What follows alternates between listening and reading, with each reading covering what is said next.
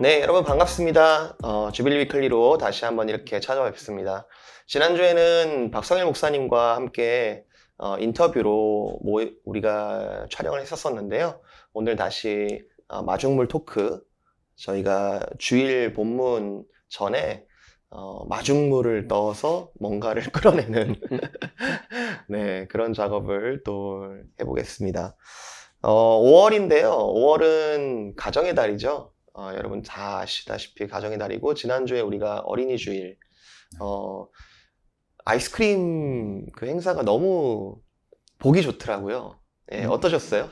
기획하시고 또 준비하시는데. 네, 뭐 사실은 정확하게 얘기하면 제가 기획했다기보다 저희 부모님들이 이제 학부모 회에서 처음에 조그맣게 할 것처럼 얘기를 하셨는데 일을 굉장히 크게 벌리셔갖고 근데 되게 좋았습니다. 많은 아이들이 교회 올 때부터 이렇게 설치된 것들 보고 막 엄청 하이퍼돼서 예배 잘 집중을 못했다는 그런 얘기가 있긴 하지만 네, 하여튼 즐거운 시간 보내고 또 밖에서 또 날씨가 너무 좋았잖아요. 네. 그래서 가족들이 나와서 함께 즐기는 모습 되게 좋았습니다. 아이들이 기뻐하는 모습만 보는 것만으로도 네. 참 교회가 기쁜 한 주였던 것 같습니다. 네. 이번 주는 저희가 마더스데이죠. 네. 이제 어머니 날 마더스데이인데, 우리가 1년 전에 주빌리 위클리 찍을 때 각 부모님께 영상 편지를 보냈던 기억도 있는데, 또 특별하게 이제 가정의 부모님 또 어머니에 대한 마음들을 나눌 수 있는 시간일 것 같고요. 그런데 또 공교롭게도 이 매일 성경 스케줄이 룻기를 이번 주 내내 읽게 되었습니다. 참 의도적이다라는 생각을 지울 수가 없는데요. 네, 룻기가 뭐 이게 뚜렷하게 가정에 대해서 이야기한다라기보다는 룻기의 배경이 되는 공간이 이제 가정의 관계에서 일어나는 또 하나님의 역사를 보기 때문에 또 성도님들 모두가 룻기 묵상하시면서 우리의 가정 가운데 하나님께서 어떻게 일하시는지 뭐 그런 많은 공감들을 하실 수 있을 것 같습니다. 우리가 대화 나눠보기 전에 한번 먼저 본문을 읽고 또 대화 나눠보도록 하겠습니다.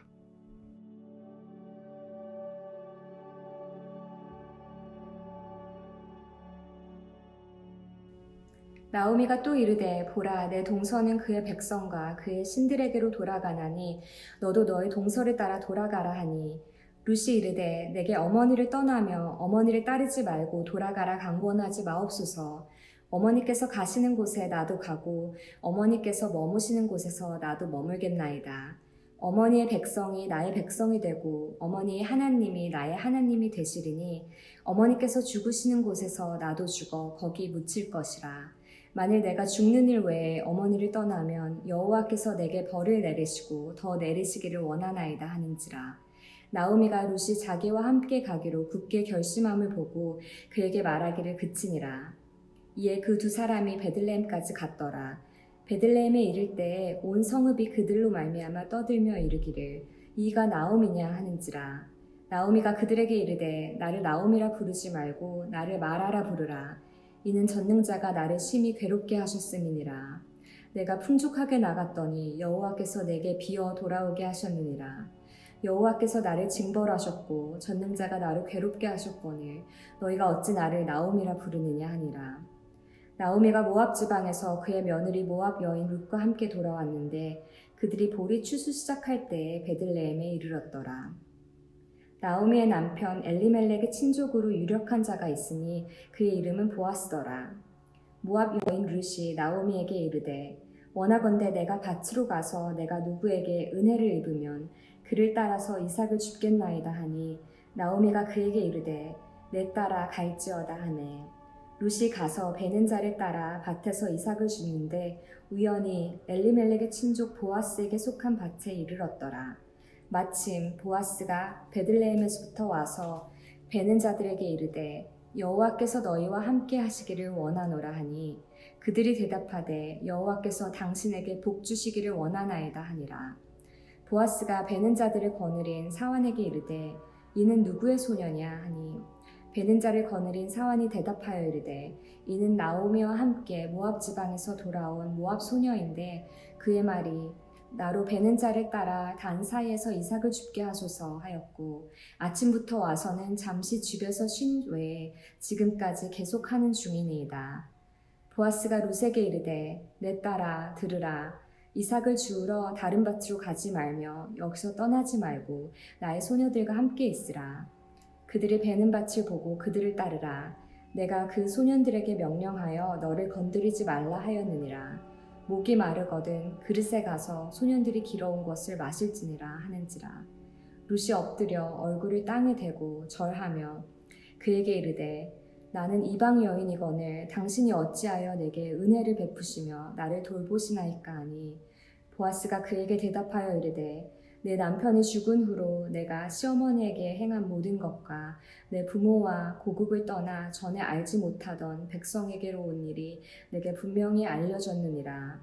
여호와께서 내가 행한 일에 보답하시기를 원하며 이스라엘의 하나님 여호와께서 그의 날개 아래에 보호를 받으러 온 내게 온전한 상 주시기를 원하노라 하는지라. 룻이 이르되 내 주여 내가 당신께 은혜 있기를 원하나이다.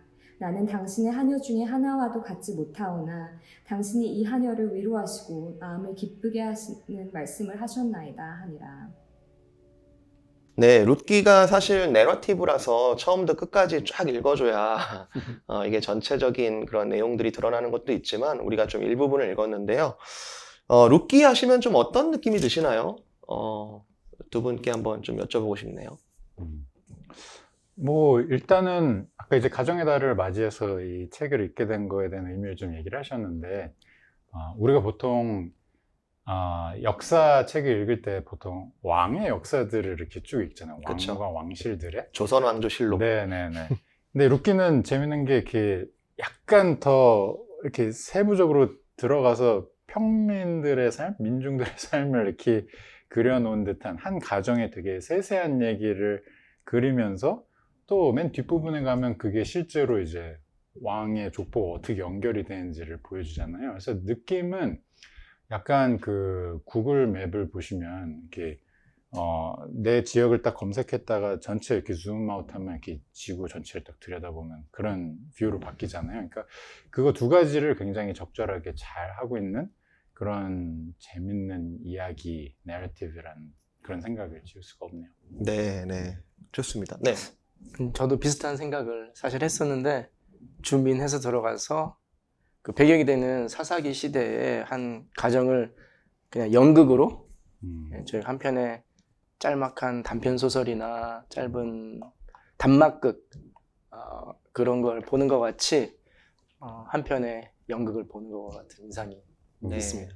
우리가 지난 주일에 요나서와 나훔서를 다루면서 어떤 국가 단위의 그리고 이방인 민족의 그런 역사 속에서도 하나님의 그런 통치와 하나님의 다루심, 역사가 있다는 것을 우리가 어떤 거시적인 관점에서의 하나님의 역사를 봤다면 굉장히 가장 작은 공동체 단위, 부부 또는 이 가정의 단위에서도 하나님께서 놀랍게 역사하신다는 것을 룻기가 보여주고 있고요.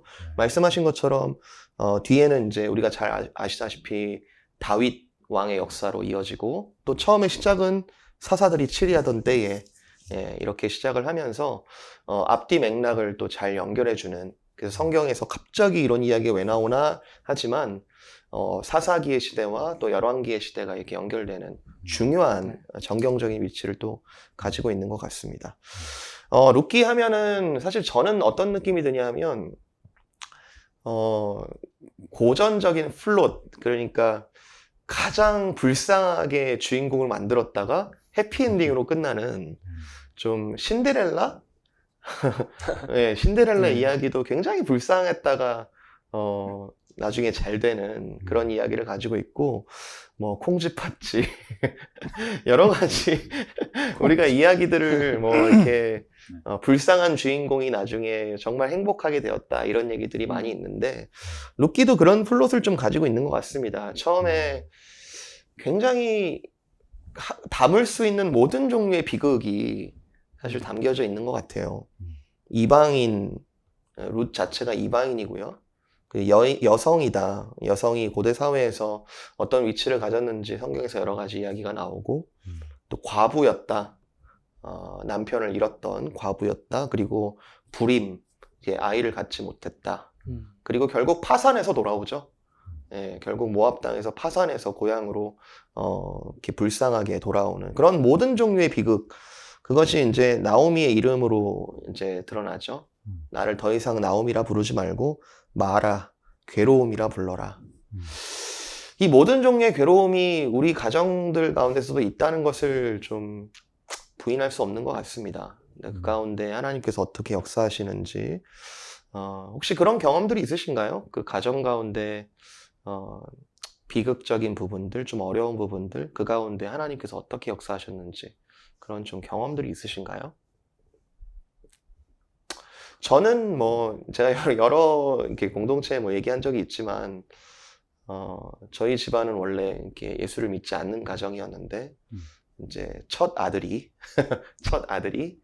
이렇게 많이 아파서 어머니가 어떻게든 낫게 하려고 좀 이래저래 많은 병원 찾아다니고 이런 가운데 어떤 한 권사님이 기도하면 낫는다 그래가지고 그걸 안 믿으실 수도 있었을 텐데, 예, 에이 뭐 기도야 뭐 이러실 수 있었을 텐데 결국에는 그 가운데 하나님의 역사로 낫게 되고 또 그 가운데 믿음을 받아들이게 되고 처음엔 아이가 낳았다는 것만으로 기쁨이었지만 나중에 고백하시기를 그 가운데 하나님께서 우리 가정을 믿게 하셨다는 게 너무 감사하다. 그렇게 고백했던 경험들이 있습니다. 네. 저는 기억이 없어요. 부모님의 기억입니다. 네. 네.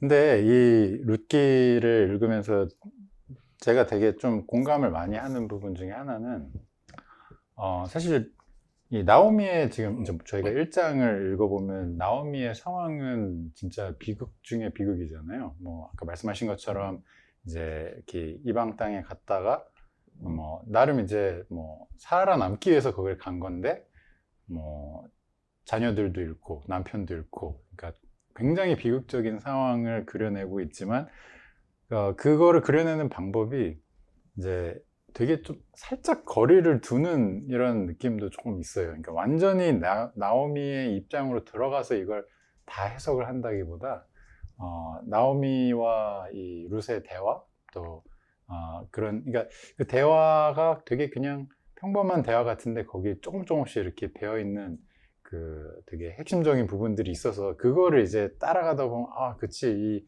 전체적인 그림이 이런 거구나 이렇게 그려서 되게 좀 공감이 많이 되는데 그래서 저는 뭐 이렇게 특별히 뭐 진짜 나오미처럼 막 비극적인 굉장히 처참한 일을 당해야만 공감할 수 있는 얘기가 아니라 사실 굉장히 중간에 보면 이제 뭐 룻의 입장에서 보아스와 같이 이렇게 하는 그 시간들에서는 또 룻의 입장으로 들어가서 보다가 또 그 뒤에는 또 보아스의 입장에서 이제 어떻게 기업을 부르게 할 건지 뭐 이런 거를 약간 옴니버스 구성처럼 네. 이렇게 여러 명의 관점을 이렇게 섞어서 하잖아요. 제가 드라마를 즐겨보는 거 다 아시니까 드라마 중에서 이런 드라마들이 저는 제일 좀 진짜 이거 내 얘기다.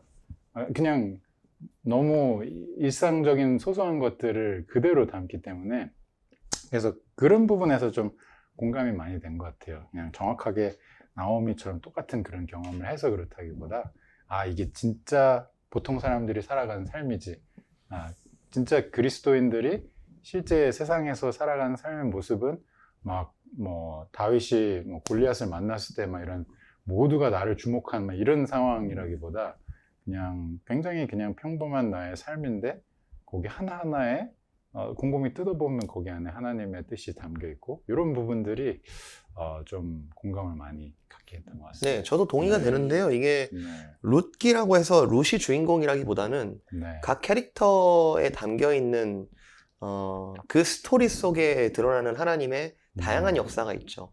요즘 드라마의 트렌드 아닙니까? 요즘 드라마는 한 주인공을 주연 조연이 뚜렷한 게 아니라 그렇죠. 예, 모든 캐릭터들이 다 스토리들이 이렇게 짜맞춰가는. 그렇죠. 예전 드라마를 보면 항상 이렇게 두 주인공이 뭔가를 벌일 때 막 카메라가 거기 주위를 빙빙 돌고 모든 전 세상이 다 이걸 위해서 존재하는 것처럼 이렇게 그리는데 뭐 그것도 나름 매력적이지만 오히려 이렇게 여러 관점, 동일한 사건을 여러 관점에서 이렇게 보여주는 게 조금 더 진짜 우리 삶이랑 좀 어떻게 맞닥뜨려지는지 그걸 잘 보여주는 것 같아요. 그래서 하여튼 여러모로 그런 점에서 좀 공감이 드라마 이야기를 하실 때 굉장히 행복해 보이시는데 네, 그만큼 현실에 관심을 많이 갖고 계시다 라는 생각입니다. 네, 우리 안정선 아니, 저도 오늘은 계속 우리 이장호 목사님하고 생각의 흐름이 조금 비슷한 것 같아요. 그냥 저는 사실 최근에 그 빠칭코 드라마로 된 것을 조금 볼 기회가 있었는데 보셨어요? 이게 자꾸 지금 룻기랑 오버랩이 되더라고요. 그냥 물론 선자, 여기서는 뭐 룻기, 한 사람의 캐릭터의 인생을 보면서 어떤 한 가족의 뭐 3대, 4대 걸친 그 얘기들을 보면서 좀 이게 사실 저희들이 이민자로서 또 굉장히 뭐라 그러죠? 아이덴티파이 할 수 있는 얘기잖아요. 아, 나도 그런 인생을 살았지. 나도 이런 뭐 극적인 비극까지는 아닐지라도 인생을 살면서 이런저런 우여곡절을 다 겪고 살았던 그런 인생이 다들 경험들이 있으실 텐데 근데 그것들 가운데 지금 룻기에서도 보는 것은 사실 이 본문에서는 하나님께서 뭐 말씀하시는 것을 직접 인용해서 또 Lord says 이렇게 인용해서 하는 것은 없지만 중간중간 이렇게 하나님의 그 헤세드 예, 그 사랑과 은혜와 자비와 인애 이런 것들이 이렇게 뭔가 맛깔스럽게 이렇게 조미료 치듯이 이렇게 중간중간 나오는 걸 보면서 우리 성도님들도 그렇고 저도 그렇고 나도 이런 인생 가운데 뭐 살면서 하나님께서 베풀어 주신 그런 사랑과 은혜들의 시간이 있었구나, 그런 경험들이 있었구나, 그런 것도 또 찾아볼 수 있는, 맛볼 수 있는 그런 생각이 들었어요. 네, 공감을 만들어낸다는 차원에서 비극이라는 것은 네. 모든 사람들에게 사실은 비극이 없지 않잖아요. 그렇죠. 네, 그것은 우리 모든 인간 그 사회 속에서의 공감의 기초도 아니라고 생각합니다. 네, 다들 어려움이 있고 또 그 어려움 속에서 어떻게 살아왔는지를 이야기하는 것이 드라마의 기초 재료기도 하고 우리 인간 관계에서 공감이 되는 가장 기본적인 단위인데 그럼에도 불구하고 드라마와 이 룻기가 차이점이 있다면 하나님을 의지한다는 것이겠죠. 그리고 헤세드가 나중에 3장, 4장에 걸쳐서 확실하게 드러나겠지만 그 헤세드를 바란다는 점에서 이 비극 속에서 이 룻이 그리고 이 가정들이 어떠한 태도와 어떠한 방향성을 가졌는지가 사실 우리가 믿는 자들로서의 중요한 교훈이라고 생각합니다. 보시면 16절이 너무 유명한 구절인데요. 16절 룻이 이를 때 내게 어머니를 떠나며 어머니를 따르지 말고 돌아가라 강권하지 마옵소서. 어머니께서 가시는 곳에 나도 가고 어머니께서 머무시는 곳에 나도 머물겠나이다. 이렇게 말하는 이유는 어머니의 백성이 나의 백성이 되고 어머니의 하나님이 나의 하나님이 되실 것이다. 그러니까 어머니가 믿었던 하나님, 사실은 그 하나님이 지금 굉장히 나를 비극 속으로 쳐넣었다라고 얘기해도 과언이 아닌데 그 가운데에서 어머니 하나님을 내가 따르겠다. 그런 면에서 이제 시어머니를 공경하는 모습이 나오는 거죠. 근데 나중에 2장 12절 가면은 보아스가 하는 말 가운데 여호와께서 네가 행한 일을 보답하시기를 원하며 이스라엘의 하나님 여호와께서 그의 날개 아래에 보호를 받으러 온 내게 온전한 상 주시기를 원한다. 아직 드러나지 않았어요. 그죠? 아직 이 헤세드가 드러나지 않았는데 룻도 그리고 비극 속에 있었던 룻도 그리고 그것을 풍족하게 누리고 있는 보아스도 비극에 있는 사람에게 그러한 축복을 믿음으로 축복을 하는 이런 과정 가운데 과연 믿는 자가 비극을 다루는 그 태도가 무엇일까 이런 것들을 좀 생각하게 하는 것 같습니다. 네, 이게 되게 좀 뭐라 그럴까요? 이렇게 읽다 보면 그 관계, 그러니까 여기서도 이제 지금 말씀하신 그 구절들도 룻과 이제 나오미의 관계 안에서 나오는 얘기잖아요. 근데 그냥 보기에는 그치 룻이랑 나오미랑 뭐 그 전에 어떻게 관계했는지 뭐 이런 거 세세하게 설명 안 하지만 이런 관계를 통해서 뒤에 이제 뭐 보아스와 룻의 관계, 보아스와 나오미의 관계, 계속 이 관계들을 좀 조명하는데 그 관계의 이면에 이제 그쵸. 목사님께서 네. 말씀하신 진짜 그걸 다 하나로 묶는 게 뭔가를 이제 볼 수 있게 한다는 점에서 아 그렇지 뭐 약간 우리의 삶을 그러니까 드라마와의 가장 큰 차이점은 어떻게 보면 모든 것 이면에 깔려 있는 그 진짜 공통 분모가 있는 거죠. 그렇죠. 진짜 이 알고리즘이 뭔지 뭐 음. 알고리즘이라 표현은 좀 그렇지만 어쨌든 모든 거를 이렇게 이끌어내는 그게 뭔지 요거를 너무 정확하게 볼 수 있게 한다는 점에서 되게 좀 좋은 것 같습니다. 네. 그 기사. 그 이면에 있는 그 헤세드. 그러니까 단순히 룻은 나오미에 대한 의리 때문에 따라온 게 아니고, 그렇죠. 예, 단순히 그냥 자기가 개인적으로 시어머니를 좀 보살펴야겠다 또는 불쌍하게 여겨서라기보다는 분명한 고백이 적혀져 있는 거죠. 그 하나님을 나도 믿겠다라는 고백. 그리고 보아스도 이 룻을 바라볼 때 그냥 어쩌면 거의 거지와 같은 진짜 구걸하러 온 그냥 작은 소녀 한 사람에게 그냥 불쌍하게 여겨서 그냥 내가 좀 줄 테니까 먹고 가라. 그게 아니라 진심으로 자신이 믿는 그 하나님의 복이 그에게 있기를 이렇게 바라는 모습을 보면서 공통 분모가 있다는 것을 우리가 발견을 하게 되는 것이겠죠. 그렇죠. 저희가 뭐 보통 이제 교회 이렇게 생활하다 보면 뭐 그치 나 뭐 누구 때문에 뭐 교회 오게 됐어 뭐 이런 얘기들 많이 하는데 우리 생각에는 그냥 그렇게 관계가 돼서 이렇게 오게 됐구나라고 말을 하지만 굉장히 큰 내러티브에 하나님께서 의도적으로 그 관계를 이용해서 이렇게 끌어들이셨다는 게 이제 어떻게 보면 이 룻기를 통해서 우리 삶에 이렇게 접목해서 볼 수 있는 부분인 것 같아요. 그래서 하나님이 내 삶을 굉장히 큰 그림 안에 두셨구나. 이게 그냥 우리는 뭐 맨날 막 반복되는 삶 또는 뭐 고난을 겪으신 분들은 그런 고난의 연속 때문에 그냥 그게 전부인가 보다 하는데 사실은 굉장히 장대한 하나님의 구원의 역사 가운데 우리가 포함되어 있다는 거를 보는 것 자체만으로도 굉장히 큰 은혜가 되죠. 네. 신앙생활의 재미 중에 하나는 시간이 갈수록 그때 하셨던 하나님의 계획이 이런 거였구나를 발견하는 것 같아요. 네, 그때는 몰랐던 그때가 비극이었든 어떤 여러 가지 어려운 일이었든 그때는 다 몰랐는데 지나고 보니까 하나님의 그 크신 계획들이 보여지는 것. 결혼이 그런 거 아닙니까? 네, 앞으로 그렇게 걸어갈 일들에 대해서 그냥 다 모르고 언약을 하는데 나중에 지나고 보니까 참 이게 하나님의 그 뜻이었구나. 지금 제가 이렇게 안전사님 만난 것도 우연이 아니고 우리 이정 목사님 만난 것도 우연이 아니고 우리도 성도님들도 이 기쁨의 교회에 같이 한 몸으로 조인하신 것도 우연이 아니고 그 가운데 만나게 하시는 분들 어쩌면 좀 힘든 분들도 있을 수 있고 좀 참 기쁨을 나눌 수 있는 분들도 여러 그 관계 속에서 우리 이면 그 가장 밑에 깔려 있는 그 하나님의 헤세드가 있구나라는 것을 발견하신다면 더 믿음과 소망과 사랑이 더 굳건해지지 않을까라는 생각이 듭니다.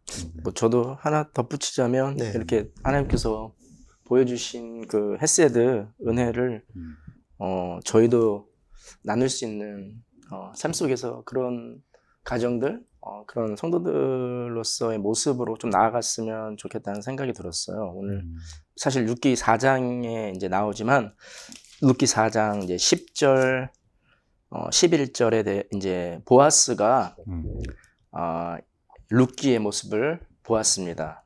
이건 좋겠는데 웃지를 않으시네요. anyways 제가 NG 같지만 그냥 넘어갈게요. 어쨌든 보아스가 그 룻기의 모습을 보고서 사실 한 말이 저는 굉장히 인상 깊었는데 여호와께서 내게 복 주시기를 원하노라. 내가 가난하건 부하건 젊은 자를 따르지 아니하였더니 내가 베푼 인애가 처음보다 나중이 더하도다 하면서 그 룻기를 현숙한 여자로 이렇게 이야기를 하는데 사실 여기서 보아스가 룻기를 보면서 이내라고 얘기하는 것은 사실 같은 단어이잖아요. 그 헤세드를 이내로 이렇게 얘기했는데 그냥 저희도 하나님께서 계속 저희들 그 언약이 하나님께서 보여주신 헤세드 사랑을 뭐 저희 삶 속에서 지금 있는 곳에서 성실하게 하루하루 삶을 감당하면서 또 나누고 리플렉트 할 수 있는 그런 또 그냥 작은 테이크어웨이로 네. 네, 좀 생각을 네. 해보았습니다. 사실 그게 작은 게 아니고 사실 되게 큰 테이크어웨이인 게 결국에 교회가 그런 거를 해주는 공동체잖아요. 서로가 이 큰 내러티브 안에 어떻게 포함되어 있는지를 서로 이렇게 알려주고 서로 깨달을 수 있게. 그러니까 우리는 뭐 혼자 생활을 하다 보면 물론 뭐 말씀을 통해서 그거를 깨닫고 보게 하시기도 하지만 진짜 이렇게 절망이나 좌절 가운데 막 매몰됐을 때는 그걸 잘 못 보거든요. 뭐 아무리 심지어 목회자들도 그런 걸 못 보고 그냥 거기에 매몰되기가 쉬운데 그거를 결국에는 알려주는 우리는 거기서 끝나는 존재들이 아니라 큰 그림 안에서 이 하나님께서 인도하신 걸 따라가는 자들이라는 걸 일러주는 것만으로도 정말 너무너무 삶 자체가 완전 달라지는 거죠. 네. 네, 그걸 믿는다면 뭐 우리가 서로 가족 공동체에서 가족 구성원을 바라보는 시각이 달라지겠죠. 예, 부모는 아이에 대해서 영원토록 염려하지 않고, 네. 왜냐하면 하나님께서 헤세드가 있기 때문에, 또 자녀도 부모에 대해서 과도하게 걱정하지 않고 그 헤세드가 흐르는 것을 믿기 때문에 룻기 진짜 좀 지금 저희로서는 좀 위험한 본문인데요, 그렇죠?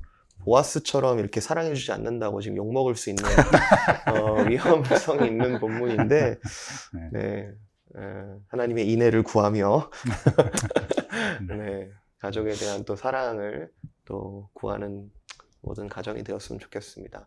네, 좀 저희가 오늘 이야기한 것보다 굉장히 풍성한 묵상이 많이 있을 거라 생각합니다.